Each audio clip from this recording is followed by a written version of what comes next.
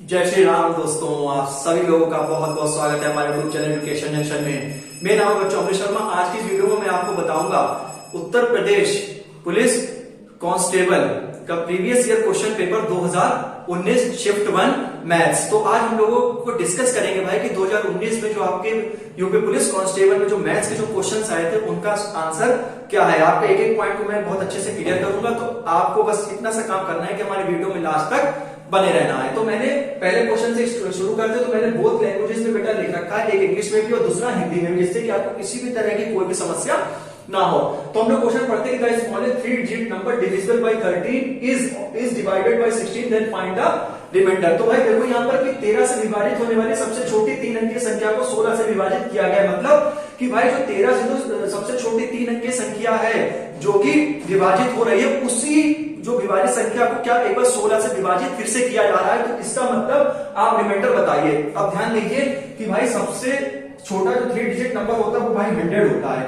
तो ये आप भी जानते हैं, हम भी जानते हैं कि 13 जो है वो 100 से भाई टेबल में आता ही नहीं है, तो इसको कंसीडर नहीं कर सकते। लेकिन जो 13 8 जा तो मेरे भाई 104 होता है, और जो कि ये 3 डिजिट नंबर है, स्मॉल 3 डिजिट नंबर है, जो कि 3 से पूरा डिविजिबल हो जाएगा। मतलब इसका रिमाइंडर क्या आ जाएगा, 0 आ जाएगा। अगर हम बात करें कि 13 सत्ते बेटा 91 होता है, इसको हम कंसीडर नहीं कर सकते। क्यों कंसीडर नहीं कर सकते? क्योंकि मेरे भाई ये 2 डिजिट नंबर है। तो इसी को ही हमसे कह रखा है कि यही जो नंबर हमारे सामने आया है वो भी 16 से डिविजिबल है, और यदि है तो उसका रिमाइंडर हमें ज्ञात कराना है। तो भाई आपको पता होता है कि 16 6 कितना होता है बेटा, 96 होता है।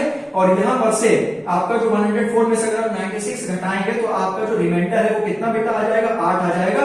आपके ऑप्शन सामने 4 5 6 और 8, तो आपका option D is the correct answer. तो आपका जो रिमाइंडर 8 है वो आपका क्या होगा, आंसर होगा। बहुत आसान सा क्वेश्चन था। ठीक, 13 से विभाजित होने वाली सबसे छोटी 3 अंकीय संख्या को 16 से विभाजित किया गया है, तो शेषफल ज्ञात कीजिए।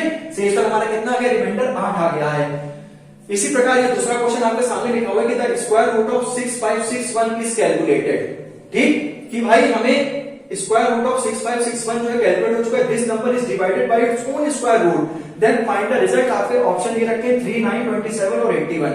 इसे हिंदी में समझने की कोशिश करते हैं कि 6561 के वर्गमूल को ज्ञात करके इस संख्या को अपने वर्गमूल से विभाजित किया जाता है। तो परिणाम बताएं कि मतलब ये the square root of 6561 is calculated, कि भाई हमें ये स्क्वायर रूट ऑफ 6561 कैलकुलेटेड है। ठीक है, इसी खुद के नंबर को अपने खुद के स्क्वायर रूट से क्या करा जाता है, डिवाइड किया जाता है। तो अच्छा भाई ये हमें पता नहीं है कि इसे कौन से नंबर से डिवाइड किया जा रहा है, तो हम इसे नंबर को क्या लेट कर लेते हैं, x लेट कर ले रहे हैं। तो हम यहां पर लिखेंगे कि let x be the number.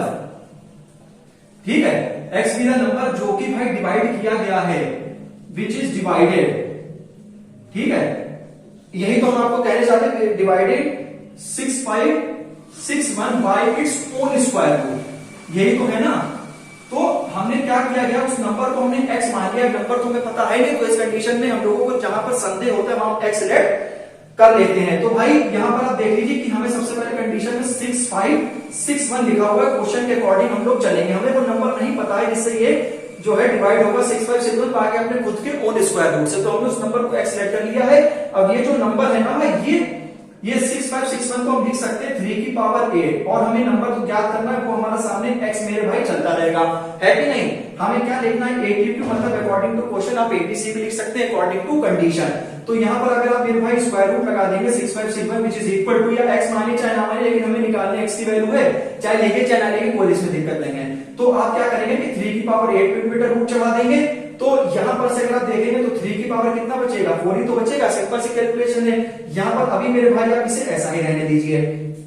ठीक है, तो अगर अब आप इस कंडीशन में अगर आप इसको सॉल्व करेंगे तो यहां पर इसका जो अगर स्क्वायर रूट होता है 10651 का कितना होता है 81, और इसे अगर आप सॉल्व करके लाएंगे तो यहां आपका कितना बचेगा, 3 का स्क्वायर बचेगा। तो ठीक है, तो ये आपका कितना हो जाएगा, 9x हो जाएगा। तो x बराबर आपका कितना हो जाएगा, 81/9। तो 9 9 जा 81, तो x की वैल्यू कितनी आ गई, यहाँ पर 9 आ गई है। तो 9 अगर कोई ऑप्शन है, B is the correct answer. Simple सी क्वेश्चन था। तो यहाँ पर 6561 का जो है वो 81, और यहाँ पर कितना हो गया, 3 का स्क्वायर 9x। तो x की वैल्यू कितनी आ गई, 81/9। तो ये हमें पता लग गया कि वो जो यही 9 एक नंबर होगा जो कि डिवाइड करेगा सेकंड रूट 6561 को by its own square root. यही हमसे यहाँ पर क्या यही पूछा गया था, फाइंड द रिजल्ट। तो रिजल्ट में हमारा 9 आंसर आ गया। तो ये आपके 2 क्वेश्चन कंप्लीट। तीसरा क्वेश्चन आ गया। पहला दूसरा क्वेश्चन आपको बहुत अच्छे से समझ में आ गया। तीसरा था diameter of a circle is double. अगर हम डायमीटर को डबल कर दें, यदि हम सर्किल के डायमीटर को डबल करते हैं तो उसका एरिया कितना इंक्रीज करेगा। यही इसे हिंदी में लिखा हुआ है, किसी वृत्त के व्यास को दोगुना किया जाए तो उसका क्षेत्रफल बताइए। तो इसमें आपको बताएगा 2 टाइम्स, 4 टाइम्स, 8 टाइम्स या फिर 16 टाइम्स। देखिए पहले तो हम अपने देखिए आपका एरिया ऑफ सर्किल का जो आपको फॉर्मूला बहुत अच्छे से मेरे भाई पता होगा, ठीक है, पाई आर स्क्वायर होता है, जहां पर आर जो होता है वो भाई रेडियस ऑफ सर्किल होता है, कोई दिक्कत ही नहीं है, ठीक है। डायमीटर को हम एक्स मान ले रहे, अभी हम अपनी ओरिजिनल कंडीशन में इसे रखेंगे, ठीक है, ठीक है। तो डायमीटर x हो गया, तो यहां पर से जो रेडियस है वो कितनी आ जाएगी भाई, x/2 आ जाएगी। क्यों? क्योंकि डायमीटर जो होता है वो 2r होता है ना, और रेडियस होता है वो कितना होता है, d/2। ये भी फॉर्मूला बहुत बेसिक सा फॉर्मूला है, क्लास 6, 7, 8 में पढ़ाया जाता है, ठीक है। तो ये आपका हो गया। तो अब आप यहां पर से मेरे भाई एरिया ऑफ न्यू सर्किल निकाल लीजिए please. Area of new circle बराबर पाई आर स्क्वायर, मतलब इसकी वैल्यू रखिए, ठीक है। तो ये आपकी मेरे हिसाब से x²/4 हो जाएगा। क्लियर हो गया होगा। सिमिलरली अब हम क्या करेंगे, जो अब डायमीटर जो है उसे क्या कर दिया गया है, डबल कर दिया गया। मतलब पहले x का तो कितना हो गया, 2x हो गया, जहां पर अगर हम रेडियस की बात करें तो 2x/2 हो जाएगा। तो रेडियस की वैल्यू कितनी आ जाएगी, सिंपल सी बात है, वो x आ जाएगी, ठीक है। तो अब अगर हम बात करेंगे तो यहां पर कि पाई आर स्क्वायर होता तो यहां पर से पाई x² हो जाएगा, है कि नहीं। तो अब इनका रेशियो निकाल लीजिए, एरिया ऑफ न्यू सर्किल, ठीक है, upon area of original circle, ठीक है। बाकी तो ये सब आप देख लीजिए, ये पाई और x² तो सब बेटा कैंसिल ही हो जाएंगे, तो 1/1/4। तो इसका जो रेशियो आ जाएगा वो 4:1 आ जाएगा। मतलब इसका जो एरिया है वो 4 टाइम्स इंक्रीज कर जाएगा, ठीक है। तो यहां पर अगर हम इसके रखें तो ये हो जाएगा बेटा पाई x², ये सब कैंसिल हो जाएंगे, 1/1/4 बचेगा। तो then option B is the correct answer. Simple सा क्वेश्चन था, आपको फॉर्मूला तो बेटा पता ही, कुछ नहीं करा इसमें। d/2r हम लोग बहुत बचपने से पढ़ते आए, हमें सिखा दिया जाता है, सिंपल सा आपका हो गया है। अब फोर्थ क्वेश्चन में हम लोग सब बहुत स्पीड से पढ़ते हैं कि हमने पढ़ा है कि x has a balance of ₹86.54 in the bank account. What will be the balance after a deposit of ₹55.31 and a withdrawal of ₹84.33 are made? ठीक, हम कोई पर्सन है, ऐसे मान लीजिए हम ही आपको पढ़ा रहे हैं, तो आपको क्वेश्चन सॉल्व कर रहे हैं, तो हम एक्स आएगा, एक पर्सन है, तो हमारे पास बैलेंस है 86.54, हमारे बैंक अकाउंट में 86 रुपए, मान लीजिए 87-86 रुपए है मेरे पास, ठीक। हमने उसमें 55.31 रुपए और हमने जोड़े, मतलब हमने उसमें और जमा करे। हम एक पर्सन है, ठीक है। तो हमारे पास पहले मेरे बैंक अकाउंट में 86.54 रुपीज है, मैं बैंक गया, मैंने इतना अमाउंट और डिपॉजिट किया, और उसके साथ ही साथ मैंने विड्रॉल लगाया है 84.33 का। तो हमें फाइनल अमाउंट बताना है। सिंपल सा क्वेश्चन है, यहाँ देख लीजिए कि एक्स के बैंक खाते में 86.54 शेष है, मतलब बचे हैं, एंड 55.31 जमा करने पर ₹84.33 की निकासी का मतलब होता है विड्रॉल करना। तो आप एक देख लीजिए कि एक्स के पास जो बैलेंस है, ठीक है, वो कितना है मेरे भाई, 86.54, ठीक। जो उसने जमा किया है, डिपॉजिट किया है, मतलब डिपॉजिट, वो कितना है, 84.33, और जो विड्रॉल निकाला है, विड्रॉ बेटा उसने कितने का किया है, विड्रॉ उसने, ठीक है, वो सॉरी ये जो इधर लिख गया इसमें 86.54, 55.31, और जो उसने निकासी करी है वो कितने की करी है मेरे हिसाब से 84.33 की। तो हमें उसका फाइनल बैलेंस निकालना है, ठीक है। या फाइनल बैलेंस है, फाइनल अमाउंट में आप क्या करेंगे, कुछ नहीं करना है आपको, कि जो बैलेंस है, या तो फॉर्मूला पता बैलेंस प्लस डिपॉजिट, ठीक है, और माइनस विड्रॉ, ठीक। तो इसे लगा दीजिए, बैलेंस की वैल्यू रख दीजिए 86.54 प्लस का 55.31, और जो विड्रॉ है वो मेरे हिसाब से 84.33 के हिसाब से, ठीक है। तो आपका आंसर आ जाएगा ₹57.52, 80 130, हाँ, और 130 में से लगभग 84 घटाई तो लगभग 57 के आसपास आएगा। तो 57.52 मतलब option A is the correct answer. तो ये चौथा क्वेश्चन है, बहुत इजी तरीके से मैंने आपको एक ही लाइन में आप ऐसे डायरेक्ट भी कर सकते हैं कि 86.54 प्लस आप कर दीजिए ये जो विड्रॉल जो आपने निकाला था, ये जो विड्रॉल प्लस इसको माइनस कर दीजिए, क्योंकि विड्रॉल में आपका पैसा कटता ही तो है ना बेटा। जैसे 1000 रुपए है आपके पास, आपने 1200 रुपए, मतलब 200 रुपए ऑर्डर, तो 1200 हो गए, तो उसमें से आपने 200 रुपए निकाले, तो आपका फाइनल अमाउंट जो बचा वो आप खुद भी कैलकुलेट कर सकते हैं। तो यही है बिल्कुल, तो ये आपका फाइनल अमाउंट आ गया है। तो अब हम आपके 4 क्वेश्चन कंप्लीट हो गए। हाँ तो स्टूडेंट्स, अब आ रही है 5वें नंबर की, 5वें क्वेश्चन की, ठीक है। तो a number is multiplied by 3003 and then divided by the LCM of 7, 11 and 13 and then divided by itself, then find the result। आपके ऑप्शन है 1 2 3 4। अब हम इसको समझने की कोशिश करते हैं कि एक संख्या को 3003 से गुणा किया गया तो एक संख्या है ना भाई, तो हमने फिर से इसने हमसे क्वेश्चन कर रहा है कि भाई एक संख्या है तो हम उस नंबर को क्या मान ले रहे हैं, x मान ले रहे हैं। Let the number is equal to x। Clear हो गया होगा। उसके बाद तो उस संख्या को गुणा किया गया, तो जो संख्या हमने मानी है तो इसको किससे गुणा करा गया है, 3003 इंटू एक्स से। तो उसका जो हमें आंसर मिला है वो कितना मिला है, 3003x। क्लियर हो गया होगा। And then divided by the LCM of, तो उसको जो है इनका जो एलसीएम लिखा हुआ है ना बेटा, ठीक है, इतना एलसीएम ऑफ 7, 11 एंड 13। हम आपको एक बार फिर से बता देंगे, जल्दबाजी बिल्कुल नहीं करेंगे। यह number is multiplied by 3003।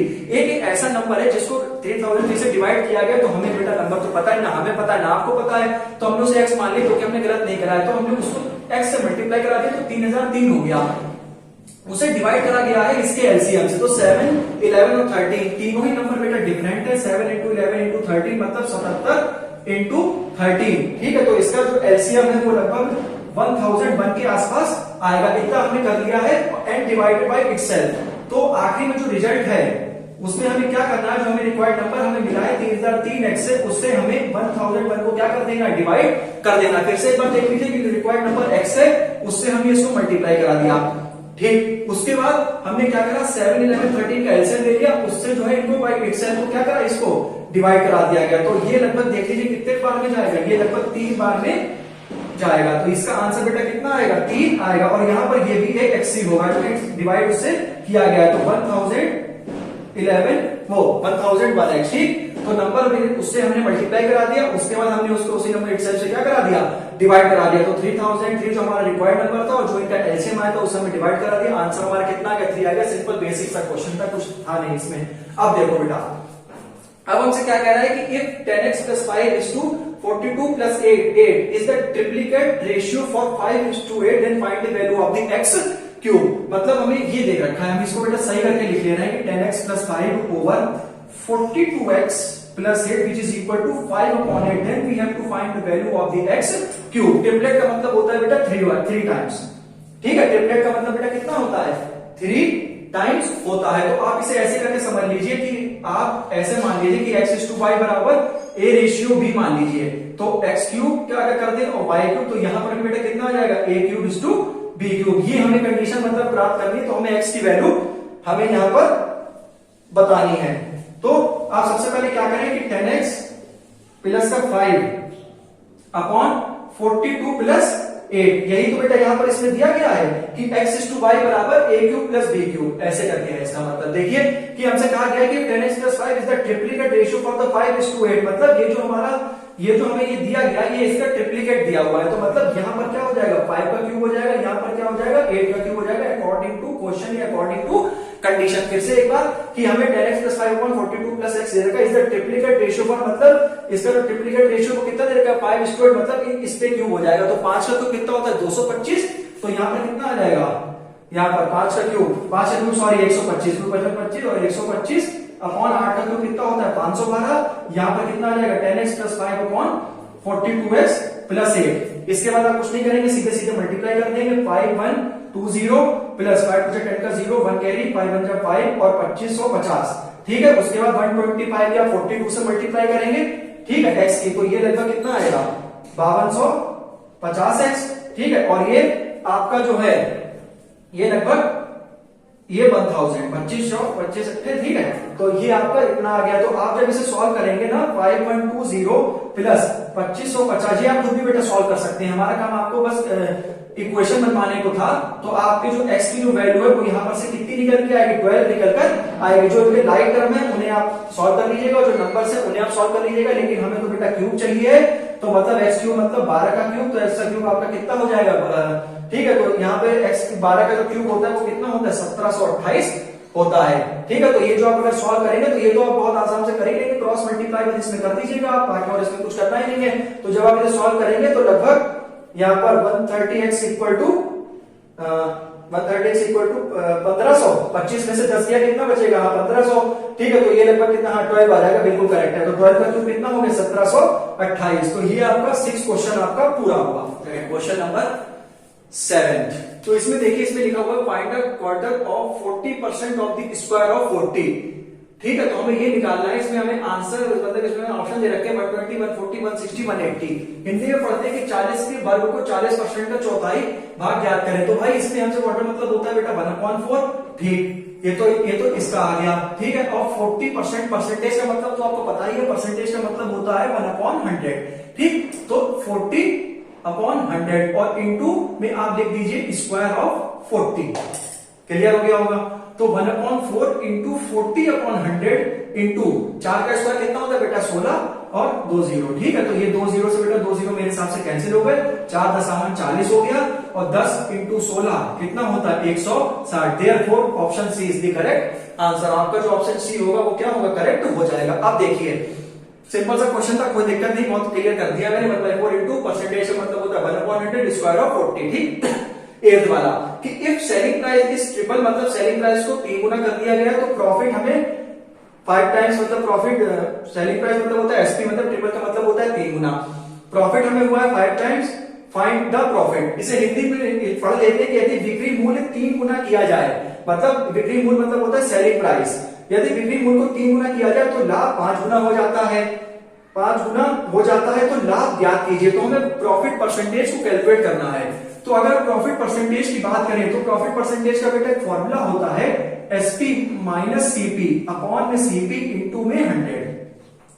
P मतलब प्रॉफिट, ये परसेंटेज तो बेटा कभी 100 तो आएगा ही आएगा, और selling price minus cost price upon CP. अब हम बात करेंगे A2Q मतलब अकॉर्डिंग टू क्वेश्चन की जो हमारा सेलिंग प्राइस है वो क्या कर दिया गया बेटा 3 टाइम्स कर दिया गया है, और जो प्रॉफिट है वो हमें कितना टाइम्स मिल रहा है बेटे 5 टाइम्स मिल रहा है। यही तो है ना। तो यहां पर आप बेटा लगा दीजिए कि 3SP माइनस, ठीक है 3SP माइनस CP बराबर 5P। क्लियर कि 3SP माइनस CP बराबर 5P। तो यहां पे तो ये तो बेटा ऐसे ही रहेगा माइनस CP। यहां पर आप ये वैल्यू रख दीजिए, यहां पर आप रख दीजिए SP माइनस CP, प्रॉफिट वाला SP माइनस CP। ठीक है, यहां पर इसकी वैल्यू निकाल लीजिए 3SP minus CP which is equal to 5SP minus CP। यहां पर सब कैलकुलेट कर लीजिए 3SP minus CP minus 5SP plus CP equal to 0। तो ये आपका कितना हो जाएगा माइनस 2SP। ठीक है, और ये जो है ये भी एक मिनट रुक जाएगा 3SP माइनस CP बराबर 5SP माइनस CP। तो ये जब आप इसमें अंदर मल्टीप्लाई करेंगे तो ये भी यहाँ पर 5 हो जाएगा। जब आप इसकी मल्टीप्लाई करेंगे ना अंदर तो 5SP माइनस 5CP हो जाएगा, तो यहाँ पर ये 5 बचेगा। तो ठीक है, तो 2SP बराबर कितना हो जाएगा बेटा माइनस का 4CP इक्वल टू 0, माइनस आप हटा दीजिए तो 2SP बराबर कितना हो जाएगा 4CP। ठीक, तो हमें बेटा कैलकुलेट करना है SP अपॉन CP, तो विच इज इक्वल टू कितना हो जाएगा 4/2 मतलब 2/1। तो ये हमें पता लग गया कि SP इक्वल टू 2 और CP equal to 1। Profit percentage लगा दीजिए, आपका आंसर आ जाएगा। प्रॉफिट परसेंटेज तभी मैंने ऊपर फॉर्मूला लिख दिया था जिससे कि आपको कोई सी भी परेशानी ना हो। अपॉन में 1 इंटू में क्या हो जाएगा बेटा 100%। तो आपका जो ये दो 2 में से बन गया 1/1 इंटू 100%। तो जो हमें प्रॉफिट मिलेगा वो गजब है 100% मिल जाएगा। तो हमारा जो ऑप्शन बी है वो इसमें करेक्ट हो जाएगा। और जो मैंने पिछला 7 कराया था उसमें सी कि प्रॉफिट परसेंटेज का ये फॉर्मूला होता है, ये तो क्लियर है। हमें एसपी हमें 3 टाइम्स कह दिया, प्रॉफिट हमें 5 टाइम्स कह दिया है। ठीक, कोई दिक्कत है नहीं। तो 3SP माइनस CP प्रॉफिट मतलब एसपी प्रॉफिट हम निकालते हैं तो सेलिंग प्राइस में से कॉस्ट प्राइस माइनस कर देते हैं। ठीक है, तो हमने अंदर मल्टीप्लाई कर दी, सॉल्व कर लिया, हमें वैल्यू पता लग गई है यहाँ पर 2 और 1, तो हमने पूरी वैल्यू लगा दी है, हमारा सीधा सीधा 100% सॉल्यूशन आ गया है। तो ये आपके क्वेश्चन नंबर 8 हो गए हैं भाई। अब आता है हम लोग 9th क्वेश्चन पे। 1 to 8 क्वेश्चन आपके बहुत अच्छे तरीके से मैंने एक्सप्लेन करे हैं। अब आता है 9वां क्वेश्चन पे। X buys a scooter for ₹42,000 कि X ने एक कोई पर्सन है उसने क्या करा है कि स्कूटर को बाई किया है कितने रुपीस में 42,000 रुपए में। बहुत अच्छे से आपको एक्सप्लेनेशन दे रहा है, यहाँ चाहे हिंदी में पढ़ लेते हैं कि भाई X ने 42,000 रुपए में एक स्कूटर खरीदा है, वह मरम्मत पर 6,000 रुपए खर्चा करता है। तो भाई जो हमने एक X ने क्या करा है कि 42,000 रुपए में स्कूटर खरीदा है, मतलब कॉस्ट ऑफ स्कूटर। ठीक है, तो भाई अगर हम इसे सीपी कहते हैं कॉस्ट प्राइस, तो कोई मेरे हिसाब से दिक्कत नहीं होनी चाहिए 42,000 में। ठीक है, उसने स्पेंड उसने क्या करा है 6,000 रुपए और उसने लगाए हैं अपने स्कूटर में कुछ मरम्मत करने के लिए या जो मॉडिफाई वगैरह कराने के लिए, मतलब कुछ भी। ठीक है, तो उसने स्कूटर खरीदा है तो उसने स्पेंड करे 6,000 रुपए। उसके बाद उसने थोड़ा बहुत यूज उससे करा होगा, जैसे यूज करा होगा तो उसने क्या मतलब स्कूटर को 54,000 में बेच दिया। तो हमें गेन निकालना है, सिंपल क्वेश्चन है। तो जो उसकी ओरिजिनल कॉस्ट ऑफ स्कूटर हो जाएगी, ओरिजिनल कॉस्ट कितनी हो जाएगी 42 और 6 48 हो जाएगी मेरे भाई। तो ये सीपी हो जाएगा। गेन परसेंटेज का फॉर्मूला लगा दीजिए, एक लाइन का आंसर है। गेन परसेंटेज का फॉर्मूला बेटा होता है SP minus CP upon CP into में 100। ठीक है, ये लगा दीजिए 54,000 माइनस का 48,000। ठीक है, यही तो बेटा लगेगा, और अपॉन में तो सीपी हमारा आई गया 48,000 इंटू में बेटा 100 हो जाएगा। ठीक है, 48 और 6 कितना होता है 54, तो ये 6,000 आ जाएगा इंटू में 100 अपॉन में 48,000। ठीक है, 2 जीरो से 2 जीरो ये कट गए, 1 जीरो से 1 जीरो ये कट गया, 48 में से अगर इसे कैंसिल करेंगे तो मेरे हिसाब से 12.5। तो आपका जो ऑप्शन नंबर बी है वो क्या हो जाएगा, इसका करेक्ट आंसर हो जाएगा। कुछ नहीं करा है इसमें गेन, आप चाहें ऐसे भी कर सकते हैं, डायरेक्ट एक पॉइंट पे नहीं उठाना कि 42 और 6 48 हो गया।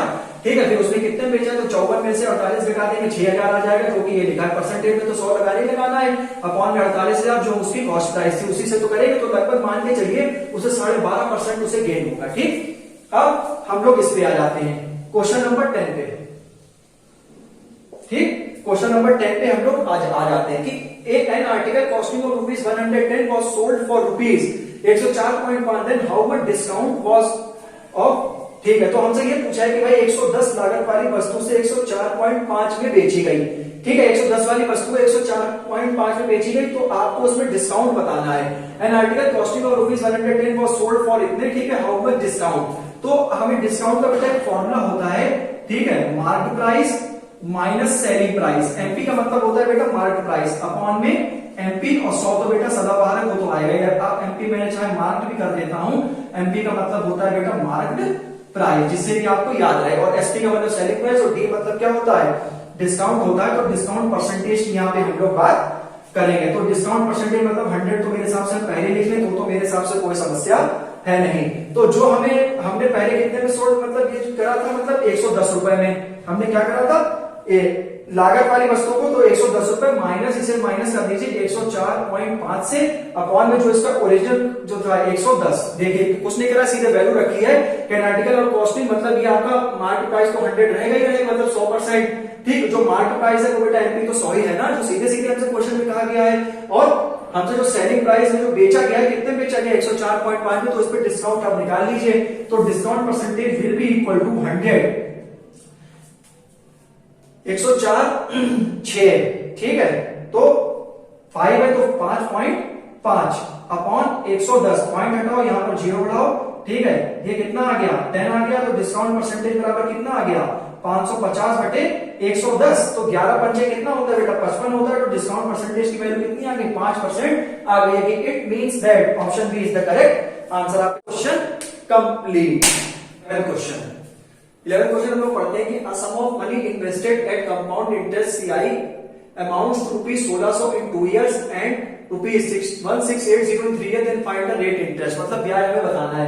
हिंदी पढ़ लेते हैं कि चक्रवर्ती ब्याज दर पर निवेश किए गए धन की राशि 2 वर्षों में 1600 हो गई है और 3 वर्षों में 1680 हो गए, तो ब्याज दर हमें बताइए।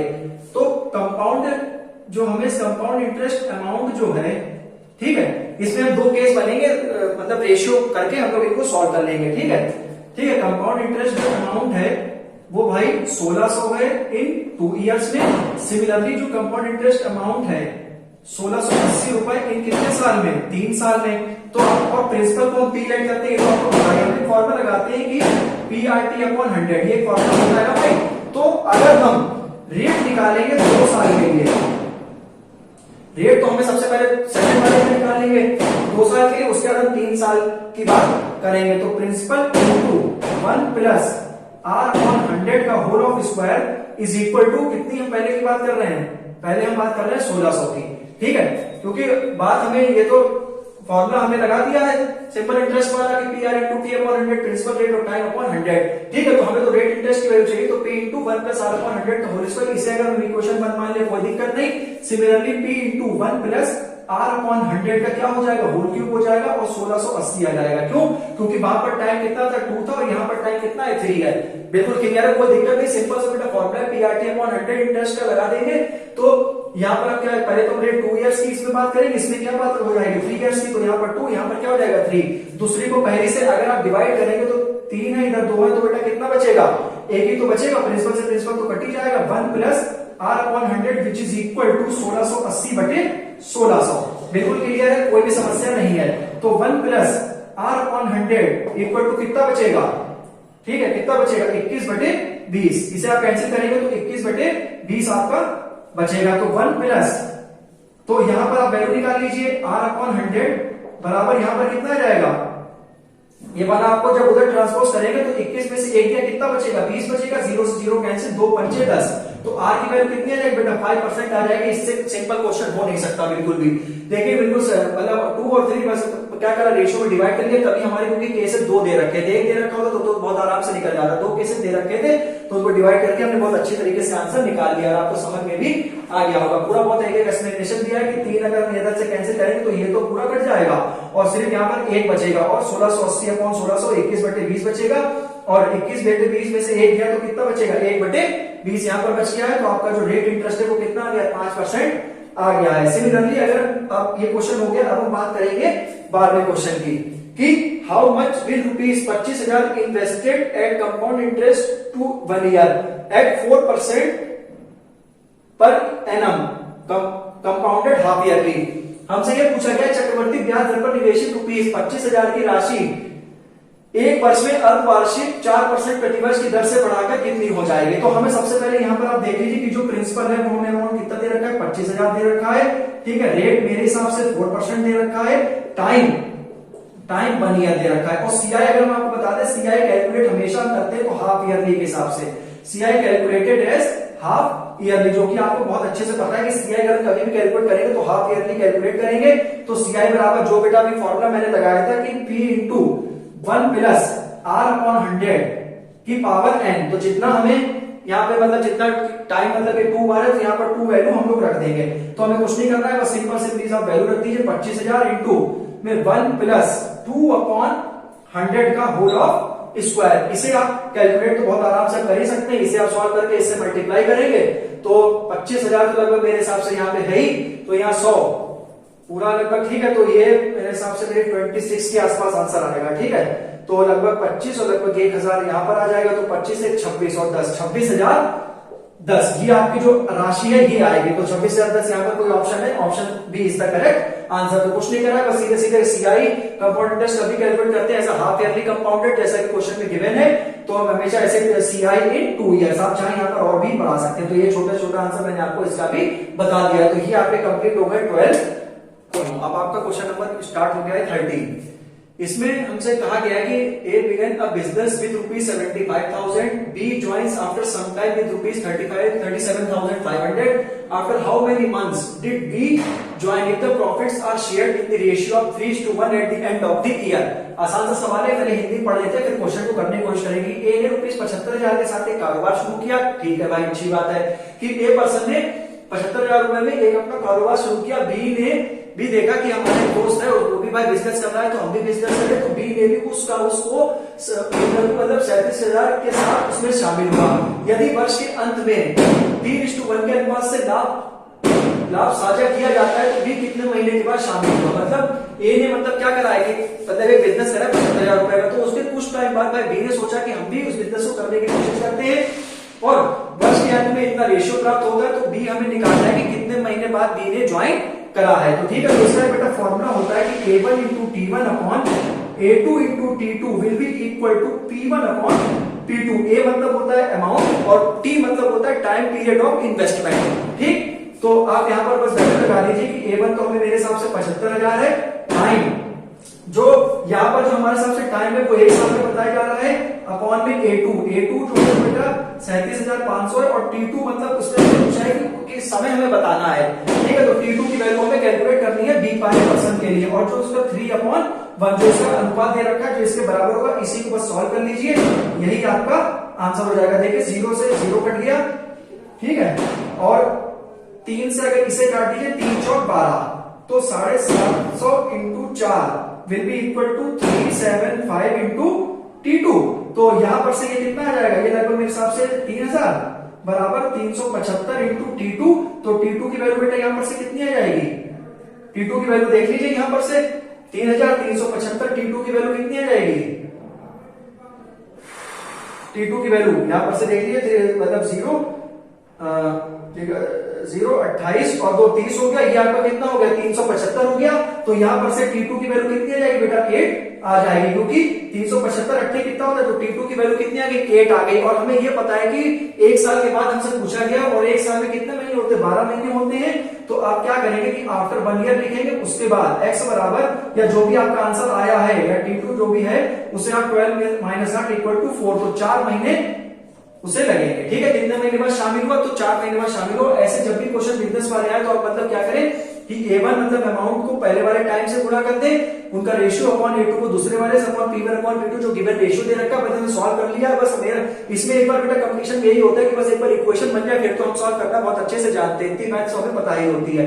तो 0 0 कट गए, ये भी कट जाते हैं आमने सामने, तो 3 चौक 12। तो यहाँ पर से हमारा जो रिक्वायर्ड आंसर है वो हमें पता लग गया है। आसान सा क्वेश्चन था। अब हम बात करते हैं क्वेश्चन नंबर 14 की। देखते हैं क्वेश्चन नंबर 14 हमसे क्या कह रहा है कि the marks of a student were entered as 88 instead of 68 due to this average marks of the class increase by 0.5 then we have to calculate that total number of students in a class. कि भाई एक छात्र है उसको 68 के बजाय 88 के रूप में उसे दर्ज, मतलब एक छात्र है भाई 68 के बजाय उसे कितने अंक के रूप में दर्ज हो गए 88। इस कारण कक्षा के जो एवरेज अंक है वो कितने बढ़ गए 0.5 बढ़ गए। तो हमें नंबर ऑफ स्टूडेंट्स बताने, लेट नंबर ऑफ स्टूडेंट्स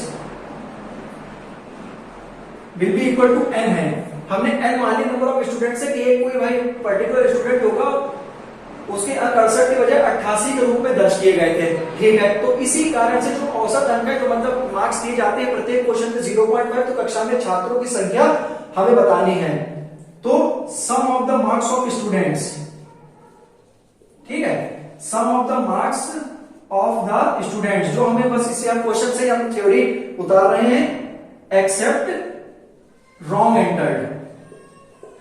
ठीक है, रॉन्ग एंटर्ड, तो यहां पर आप सीधे सीधे मेरे हिसाब से तो टोटल की अगर हम बात करेंगे तो x प्लस 68 हो जाएगा। तो बस आप क्या करेंगे, बस यहां पे एक इक्वेशन बना देंगे कि x plus 88 upon n minus x plus 68 upon n, और कितना बेटा दर हो रहा है 0.5, सीधा सीधा डिफरेंस हो जाएगा। और ये आपको पता ही है कि भाई मतलब 68 के बजाय उसके इतने अंक दर्ज हो गए, कोई बात नहीं भाई कि जो प्रत्येक अंक जो है वो कितना बड़ा मतलब 0.5, तो हमने एक नंबर, तो हमने नंबर ऑफ स्टूडेंट्स हैं कैलकुलेट करें, तो बस इनका आप डिफरेंस ले लीजिए। मेरे हिसाब से x से x को मिला यहीं पर कट जाएगा। ठीक है, और देख लीजिए और देख लीजिए कि मतलब 68 गया कितना बचेगा, 88 में से 68 गया कितना बचेगा भाई 20 upon n which is equal to 0.5। यहां पर से इसे हटा दीजिए, 5 बन जा 5 2 जा, तो n की वैल्यू यहां पर से कितनी आ गई 40 आ गई। बहुत आसान क्वेश्चन है, कुछ नहीं भाई कि एक छात्र के अंक 68 के बजाय 88 दर्ज हो गए, तो भाई जो मतलब जितने दर्ज हो गए ना उसमें से जो रिक्वायर्ड नंबर जो हमें मिले हुए हैं उसे माइनस कर दीजिए, और वो किसके बराबर होगा, एवरेज अंक के बराबर होगा। ये आपके एवरेज है। ठीक है, ये जो है ये बेटा दर्ज हो गए हैं। ठीक है, और ये रिक्वायर है जो हमें गिवन है मिले हुए, तो बस 88 68 माइनस कर दिया इक्वल टू 0.5 अपॉन n में, तो n की वैल्यू कितनी आ गई 20 दूनी 40 आ गए। तो हेंस नंबर ऑफ स्टूडेंट यहाँ पर कितने हो जाएंगे, ऑप्शन देख लीजिए, यहाँ पर 40 हो जाएंगे, और 12 और 8 में से 4, तो आपका ये वाला ऑप्शन इसमें रहेगा। ठीक, तो आपके 14 क्वेश्चन कंप्लीट। क्वेश्चन नंबर 15 हमसे कहा गया कि A is twice as efficient as B। ठीक है, कि A is twice as efficient as B, who is thrice as efficient as C? If C can complete the task in 30 days, then in how many days can they together complete the task? आसान का सवाल है, इसमें से पूछा गया कि A जो है वो B से 2 गुना कुशल है, तो A बराबर यहां पर आप देख सकते हैं 2B हो जाएगा। ठीक है, और B C से 3 गुना कुशल है, तो B बराबर 3 into C हो जाएगा। B C से 3 गुना कुशल, यदि अकेले C, तो C तो भाई ऐसे ही बात कर रहे हैं, मतलब C यदि C कोई काम 30 दिन में पूरा कर सकता है, तो वो एक साथ मिलकर उस काम को कितने दिन में पूरा कर सकता है। हम फिर से आपको बता देते हैं कि A B से दुगुना है, मतलब 2 टाइम्स है equal to 2B, B C से तिगुना है, B इक्वल टू 3C, तो B रेशियो C जो हो जाएगा मेरे हिसाब से 3:1 हो जाएगा भाई, है ना, क्योंकि C तो भाई अकेले काम कर रहा है। यदि अकेले C काम 30 दिनों में पूरा कर सकता है, तो वो एक साथ मिलकर मतलब A B C एक साथ मिलकर उस काम को कितने दिन में पूरा कर देंगे। तो अगर हम बात करें कि A ratio B ratio C, ठीक है, तो ये तो C का तो एक ही था, तो इसीलिए हमने A ratio B ratio C मतलब 3 2 6 रेशियो 3 रेशियो 1, तो ये तो हमने तीनों का रेशियो निकाल लिया है। जो C है ना वो भाई एलोन वर्क करता है। ठीक है, मतलब C जो है वो मतलब क्या है, मतलब 30 दिन काम करता है अकेले, तो ठीक है, तो मतलब 30 into 1 इक्वल टू कितना हो जाएगा 30। ये तो सिर्फ C को मतलब क्या है कि वो अगर अकेले काम कर रहा है तो उसे 30 दिन लगेंगे, ये तो बात सही है। लेकिन हमसे इसमें टोटल पूछा गया है कि a प्लस बी प्लस सी अगर ये काम करें साथ में मिलकर तो कितने दिन में कंप्लीट होगा, तो टोटल डेज आपके यहाँ पर हो जाएंगे 6 + 3 + 1, तो 6 और 4 कितना हो जाएगा बेटा 10। तो मतलब ये यहाँ पर मतलब जो आपके टोटल डेज है वो तो भाई हमेशा से क्या आते हैं ऊपर ही आते हैं, गड़बड़ हो गया था थोड़ा। तो 30 अपॉन जो आपके टोटल हमें निकालने हैं 6 और 4 कितना जाएगा 10। तो मतलब तीनों लोग जो है वो 3 दिन में अपना पूरा काम जो है वो कंप्लीट कर लेंगे। ठीक है, बहुत आसान सा क्वेश्चन था, सीधे सीधे क्वेश्चन भाई कुछ नहीं है इस क्वेश्चन में। a जो है वो b से 2 गुना है तो a बराबर 2b हो जाएगा, b जो है वो 3 गुना है 3c इतना हो गया। यदि अकेले c तो c का मतलब तो सीधे सीधे वाली इसमें डायरेक्ट टर्म से कह रहा है यदि अकेले c काम 30 दिन में करता है तो भाई उसे तो पूरे 30 ही दिन लगेंगे। ठीक है, अपॉन अब हमें क्या करना है कि यदि वो तीनों एक साथ हो जाए एकजुट हो जाए तो भाई उसको आपको पूरा करने में कितने दिन लगेंगे, तो भाई ये 6 + 4 कितना होता है 10, तो सीधे सीधे 3 ये तो ओरली सवाल है। ठीक है, कोई दिक्कत नहीं है। अब हम लोग बात करते हैं क्वेश्चन नंबर 16 की। अच्छा सवाल है, तो ये ऐसे ऐसे क्वेश्चन आते रहते हैं कि एक एरोप्लेन मतलब कवर करता है एक सर्टेन डिस्टेंस को at a speed of 250 kilometre प्रति घंटा इन 4 आवर्स। ठीक है, कि भाई एक एरोप्लेन है जो एक निश्चित दूरी को, ठीक है चलो हिंदी में एक बार पढ़ लेते हैं कि हवाई जहाज 250 किलोमीटर की गति से 4 घंटे में एक निश्चित दूरी तय करता है। 1 घंटे 40 मिनट में उसी दूरी को तय करने के लिए कितनी गति चाहिए होगी। पहले तो हम सबसे पहले बात करेंगे कि s बराबर हमें कितना दे रखा है 250 किलोमीटर प्रति घंटे रफ्तार से, पहली कंडीशन। दूसरी में हमसे क्या दे रखा है, इसका जो टाइम है ना मेरे भाई वो 4 आवर्स दे रखा है। आपको एक फॉर्मूला बताया होगा कि डिस्टेंस बराबर स्पीड इनटू टाइम, तो speed is equal to distance into time. ठीक है, तो ये तो आपको पता ही होगा कि speed equal to distance into time, ये आपका एक फॉर्मूला होता है।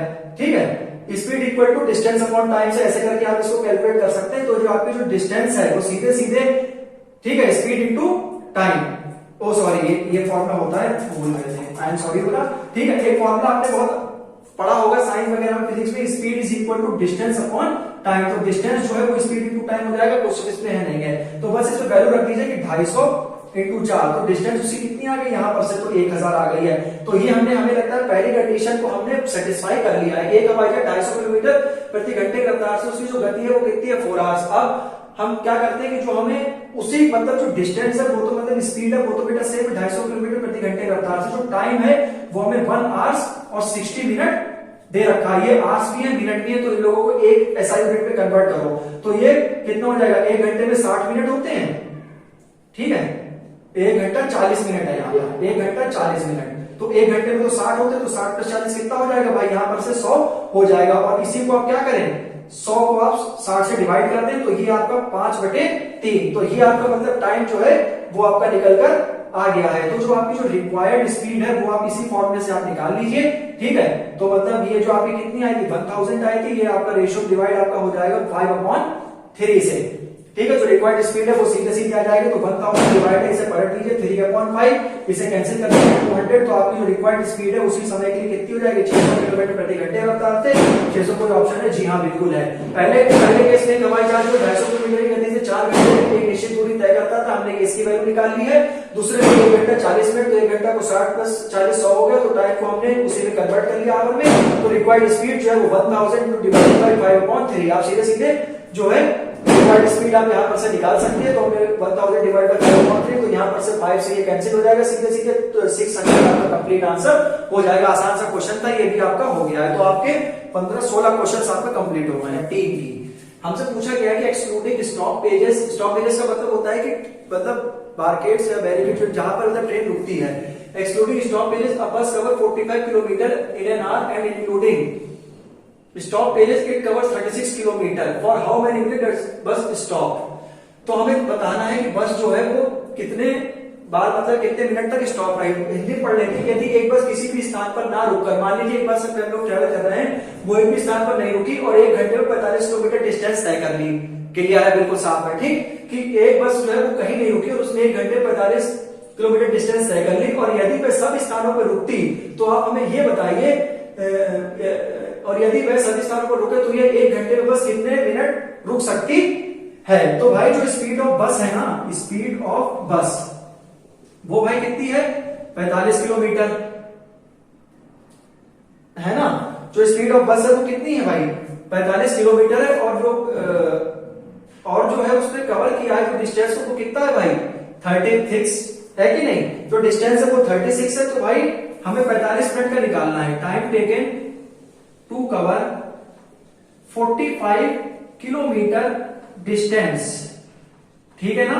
तो जो हमें टोटल डिस्टेंस हमें निकालना है और कितने में, 1 घंटे में। तो भाई सिंपल सा 60/45 इंटू 36। तो भाई 60/45 इंटू 36 सीधा सीधा हो जाएगा कि जो हमसे कहा गया है कि यदि एक बस किसी भी स्थान पर ना रोककर ये 1 घंटा 45 मिनट में, तो मतलब जो स्पीड ऑफ बस है वो इतनी है, ठीक है, तय कर पाती है। और यदि वह सभी स्थानों पर रुके तो ये 1 घंटे में मतलब यदि एक बस किसी भी स्थान पर ना रुककर 1 घंटे 45 तथा तय कर पाती है, और यदि वह सभी स्थानों पर रुके तो वह 36 किलोमीटर डिस्टेंस को तय कर लेती है। For how many minute does the bus stop. तो भाई सीधा सीधा इसको कैंसिल कर लीजिए, 5 से कर लीजिए, चाहे 5 9 जा 45, 5 1 जा 5, 1 बचा 5 2 जा 10, 9 चौक 36, तो 12 चौक कितना होता है भाई, 48 होता है। हमसे टाइम कितना पूछेगा, यदि 1 घंटे में बस कितने मिनट रुकती है। तो भाई स्टॉपेज अगर हम बात करें तो स्टॉपेज को आप 60 में से 48 को घटा दीजिए, मतलब 12 हमें जो इसमें मिनट निकाले थे मतलब 12 मिनट्स, कि भाई 48 तो हमारी मतलब आ चुका है जो हमें निकालना था, ठीक है। तो भाई हमसे 1 घंटे की पूछा गया है, तो ओरिजिनल मतलब में से 60 में से 48 हम क्या करेंगे, सीधा सीधा माइनस कर देंगे, तो हमारा आंसर क्या आ जाएगा, 12 मिनट्स आ जाएगा। तो इसका करेक्ट आंसर कितना होगा, 12 होगा। ये भी सही क्वेश्चन था। अब बारी आती है 18वें क्वेश्चन की। 18वें क्वेश्चन में ध्यान दे बेटा, the ratio of the length and breadth of a rectangle is 6, कितना दे रखा है रेशियो, 5:6, ठीक है। कि भाई हमें जो है किसी आयत की लंबाई तथा चौड़ाई का अनुपात 5:6 है, तथा जो उसका रेक्टेंगल का जो क्षेत्रफल है, एरिया है, वो 6750 सेंटीमीटर स्क्वायर है।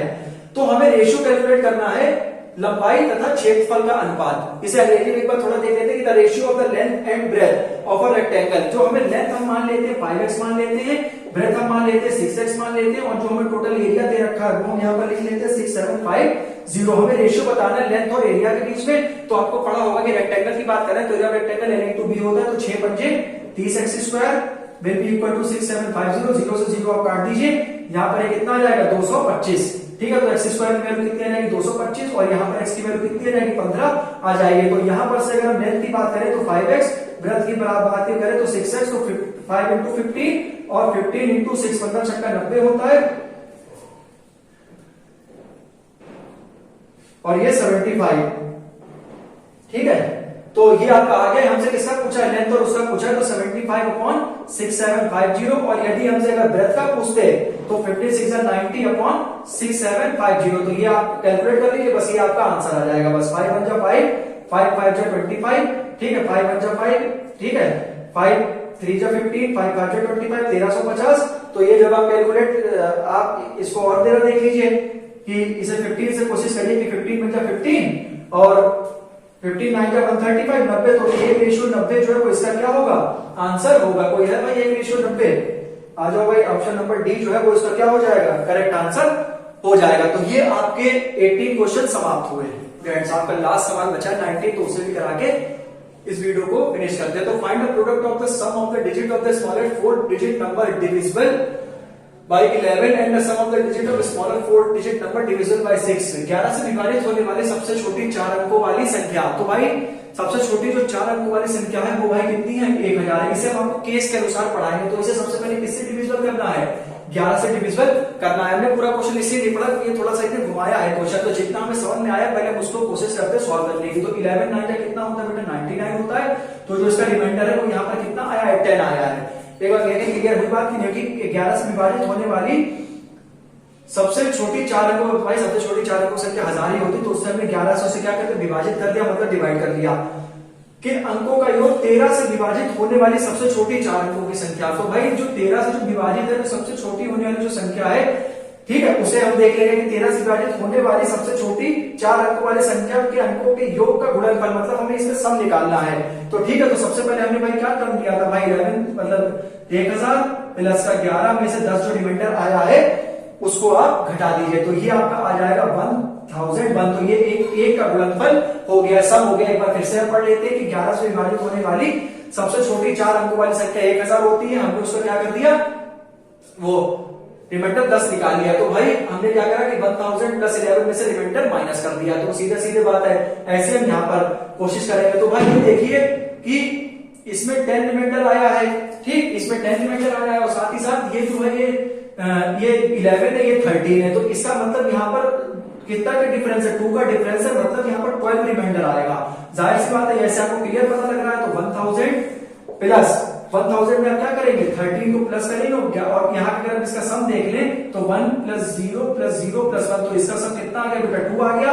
ऐसे आप यहाँ पर देख लीजिए, ये कितना बचेगा, ये भी 1000 और तेरा ये भी लगभग एक ही बचेगा, तो 1001। तो इसका भी आप सम देख लीजिए, 1 + 1 = 2। दोनों का अगर आप सम देख लेंगे गुणनफल टोटल, तो 2 + 2 कितना हो जाएगा बेटा, 4 हो जाएगा। इसीलिए मैंने इन दोनों केसेस को अलग अलग तरीके से आपको समझाने की कोशिश आपको करी थी। फिर से हम एक बार देख लेते हैं, 11 से विभाजित होने वाली सबसे छोटी 4 अंकों वाली संख्या के अंकों के योग। ठीक है, तो सबसे पहले 11 जो है सबसे 4 अंक की सबसे छोटी संख्या तो 1000 होती है, 11 × 99 10 आ गया। ठीक, जो सेकंड कंडीशन यहाँ और से मतलब आ गया केस नंबर 2, तो यहाँ पर से मैंने केस 2 लगा दिया था। 13 से विभाजित होने वाली सबसे छोटी संख्या यही है 1000, तो रिमाइंडर 2 आएगा। हमें कैसे पता लगा, 2 का अंतर है तो रिमाइंडर भी 12 आ जाएगा। तो यहाँ पर से हमने उनका जो सम है टोटल, हमने यहाँ पर से 2 निकाले, यहाँ पर से 2 निकाले, लेकिन हमें तो कॉम्बिनेशन टोटल चाहिए, तो 2 + 2 कितना हो गया, 4 हो गया। तो ये आपके 2019 जो आपका कांस्टेबल का मैथ्स में जो पेपर थे उसमें 19 सवाल थे शिफ्ट 1 में, तो आपके वो मैंने बहुत अच्छे से आपको समझाने की कोशिश करी, और उम्मीद है साथियों आप सभी लोगों को मेरी वीडियो बहुत अच्छी लगी होगी। अब आपसे मेरा एक छोटी सी विनती, छोटी सी रिक्वेस्ट है, वीडियो मेरी अच्छी लगी तो प्लीज मेरी वीडियो को लाइक कर दीजिए, चैनल को हमारे सब्सक्राइब कर दीजिए, जिससे कि पल पल की वीडियोस आपको बिना किसी देरी के मिल सके। तो मिलते हैं ऐसी नेक्स्ट वीडियो में, तब तक अपना बहुत अच्छे से ध्यान रखें। ठीक है, नमस्ते, जय श्री राम।